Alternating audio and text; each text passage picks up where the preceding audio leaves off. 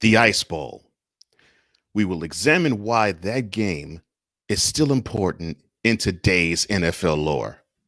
On the other side.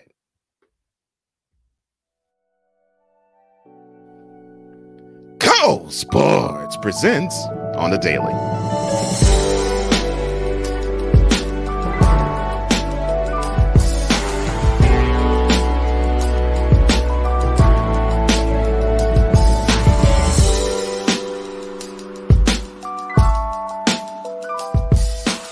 Well, welcome back, VIP, to the channel.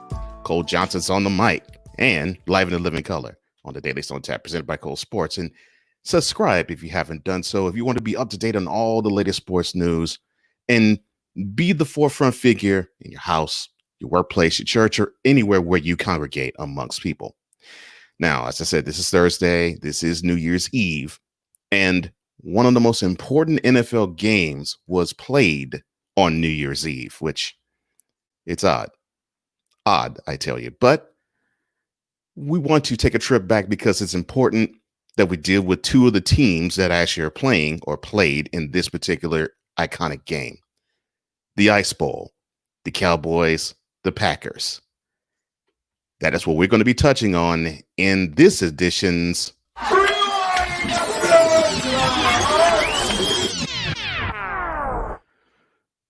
December 31st, 1967. Now, to set the scene and stage for you, this is in the early stages of the Super Bowl era. So we didn't think of this game in the way that we think of the NFC and AFC championship games. Pretty much, it was a foregone conclusion. The NFL was the superior brand of football to the, well, as of 1960, new and spanking brand new American Football League, or AFL. So it was sort of thought of as, well, okay, the AFL championship, that's really nothing. And the Super Bowl, that's really nothing too. That actually got the facelift the very next year in terms of importance. But the NFL championship game, that was considered to be the biggest game in football professionally. I mean, after all, you do have what they call the game of the century happen almost a decade prior in Yankee Stadium between the Colts and the Giants. Yes, the game where the Colts were led by Johnny Unitas on a 2-minute drill to tie the game, and then they sent it overtime, and then you had that 1-yard plunge by Don Amici to end the game, and I think the final score was 23-17.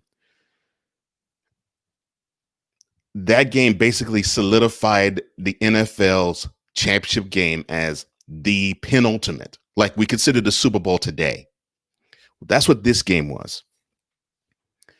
And the two particulars that were involved in this game, the Packers and the Cowboys, well, they had some history and they had some NFL championship history. In fact, they played not on the same field. They actually played on the Cowboys' home field because they alternated home fields in each conference. The Packers being from the, if I'm not mistaken, the Packers being from the West and the Cowboys being from the East. So they would alternate. Strange. So it wasn't whoever had the better record had home field advantage, like how the conference playoffs break down today. But both were the best teams in the league in that time, and they played earlier that year. And yes, I know. Wait a minute, Cole. NFL championship, they actually played two of them in the same year? Well, yeah, they did, because to decide the 1966 champion, that season ended on New Year's Day of 1967. And that game, both teams started off hot, and it was played in the Cotton Bowl in Dallas. Both teams started off hot. Then the wise, grizzled veteran Packers team wore down the younger, more bright-eyed and bushy-tailed Cowboy squad for the rest of the game until roughly midway through the fourth quarter, when the Cowboys, game as they were, tried to come back from a 34-20 deficit. They bring it to within 7, and then they have the ball. They're within the Packers 5-yard line. In fact, they get to the Packers 2 on 4th down, where a wobbly pass from a pressured Don Meredith sailed into the arms of a Packer defender in the end zone, and that ended that game. The final score 34-27. The Packers then winning their 4th championship in 6 years. 4th NFL championship in 6 years, and then they went on 2 weeks later to blow the brakes off the Chiefs in the very first Super Bowl, 35-10. So here we are, 364 days later, but it's not as warm as the 1966 NFL championship game was. Nah, not at all warm. In fact, this game was played in Green Bay, and this has been on record as the coldest game ever played in the NFL. The air temperature, not the wind chill, the air temperature was minus 13 degrees at kickoff. And kickoff was at 12 o'clock. So air temperature minus 13, brutally, brutally cold. The field was basically like people said that when you played on it, it was as if you could have played on ice.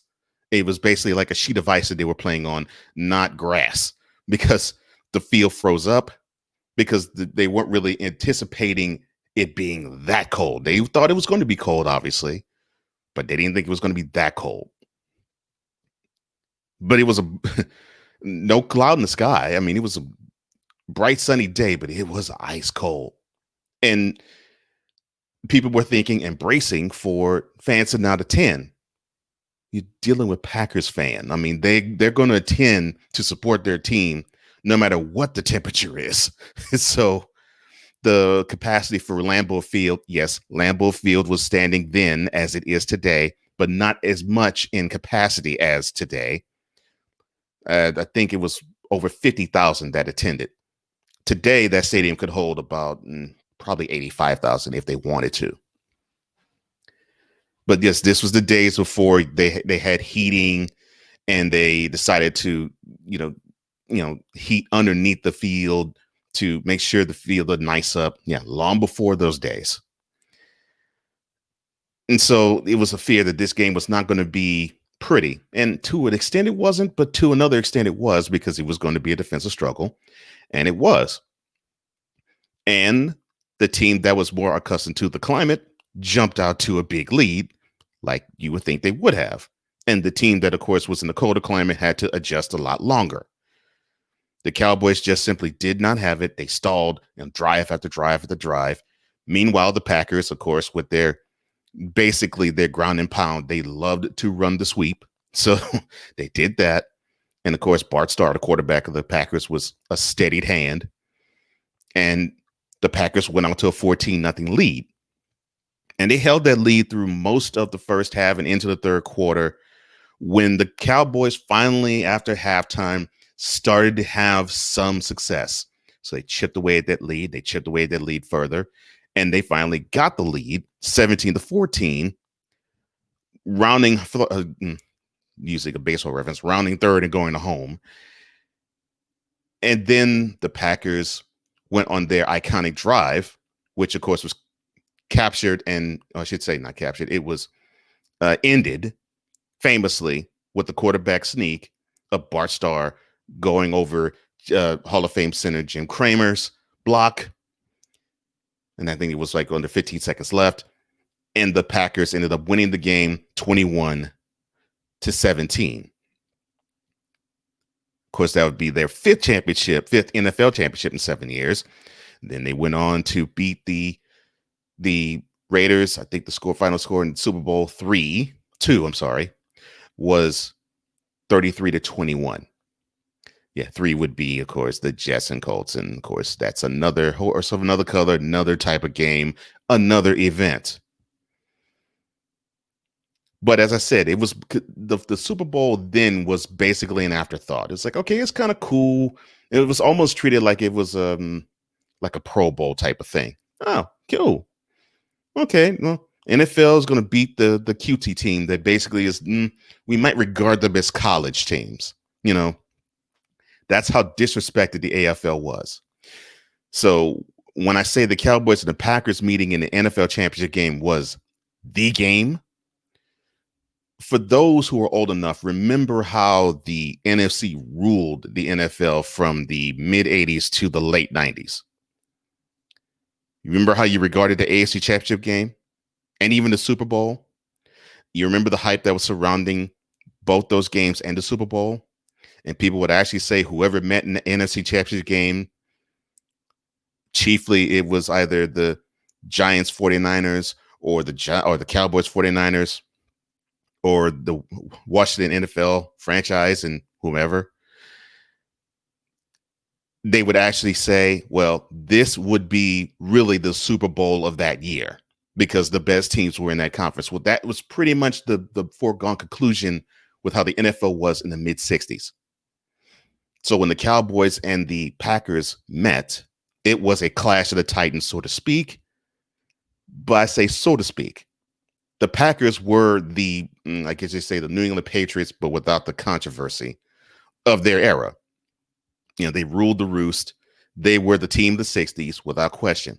The Cowboys were the team of tomorrow. They were tomorrow's champions, and that's what they were labeled as. Not America's team then, but tomorrow's champions. And if you were also old enough, think back to the Colts-Patriots rivalry in the early and mid 2000s. Pretty much like that. This is how the Cowboys and the Packers were. You had a team that just that had championship pedigree, and you had another team that was up and coming, and they would just thwart them at every chance they would get. Now, the Packers, that basically was the Ice Bowl was basically their last hurrah. They really didn't get into championship glory again, actually, for another 30 years. In fact, it was Super Bowl 31. Yes. Yeah. The Brett Favre led and the Reggie White led team. Yes. The same.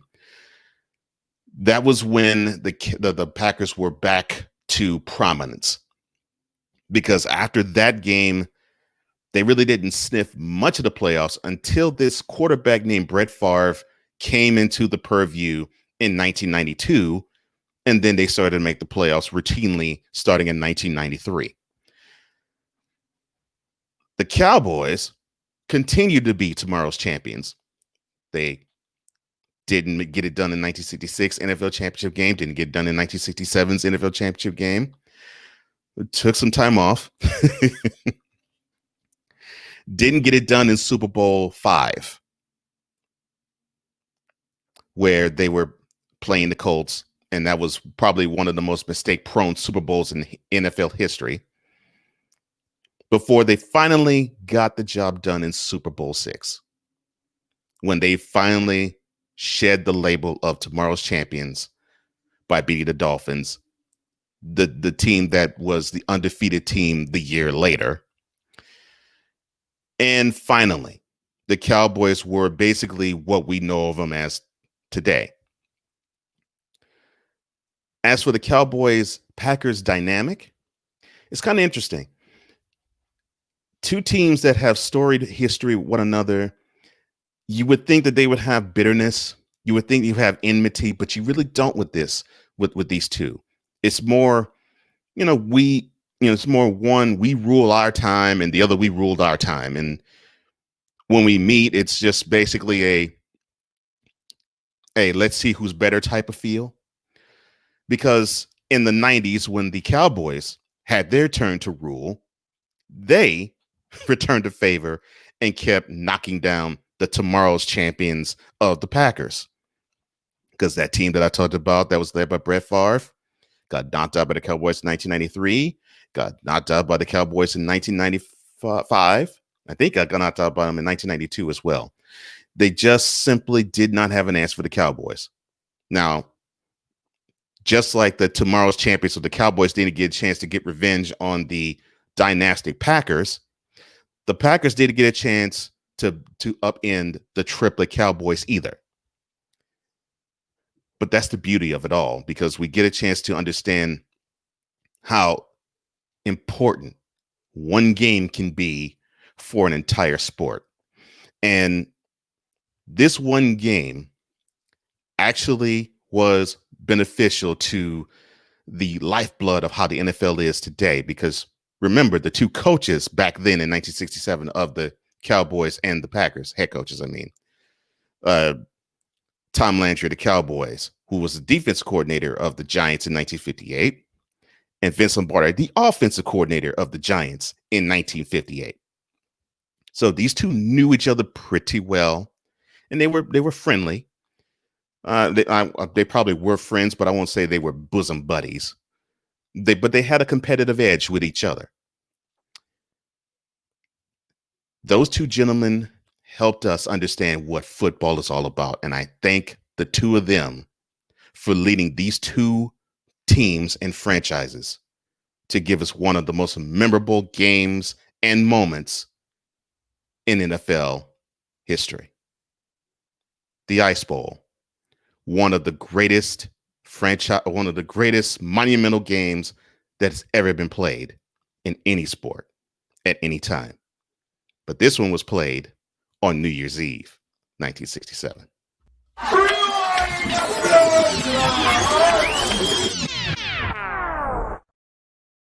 Now, if you want this wonderful shirt that you see right before your very eyes, the description box below has all the details as to how to get it and where to get it.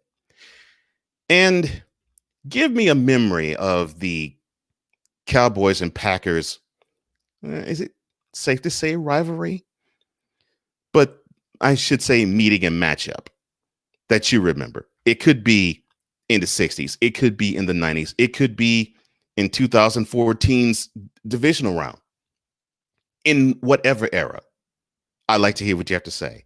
Like this video and share it throughout your social media. Comment below because I want to hear what you have to say because your comments mean the world to me, VIP. Don't forget, hit the notification bell and subscribe to this channel for any and all content that emanates from here. Well, that's all the time I have. Thank you so much. And be careful out there, VIP. I want you to enjoy this New Year's Eve. And I will be back to wish you a happy new year tomorrow. For all of us here at Cole Sports, I'm Cole Johnson. I love you, VIP. 2020 is great. 2021 will be better. And this has been yet another installment of Cole Sports on the visual and on the daily.